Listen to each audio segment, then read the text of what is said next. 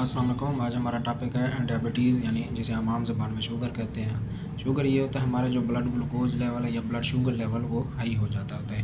جب یہ ہائی تو ہمیں کیسے پتہ چلتا ہوتا ہے؟ اس میں کیا ہوتا ہے، نائٹ پہ زیادہ پیشاب ہونا، پیشاب کا آنا، پیاس لگنا، بغیر کسی ڈرائی کے وزن کم ہو جانا، بھوک لگنا، بلرویئن، اور جو اسکن ہوتی ہے وہ ڈرائی ہو جاتی ہوتی ہے، اور اگر زخم ہو جائے تو وہ سلولی کیا ہوتا ہے، ہیل ہوتا ہے.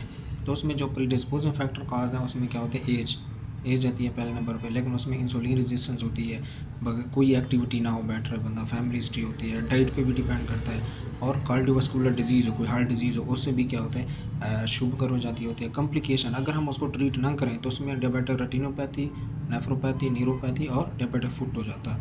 اس لیے ٹائم پہ اس کو کیا ہوتا ہے، ٹریٹمنٹ اس کی کرنی چاہیے. ہم اس کو کیسے ڈائگنوز کرتے ہیں شوگر لیول؟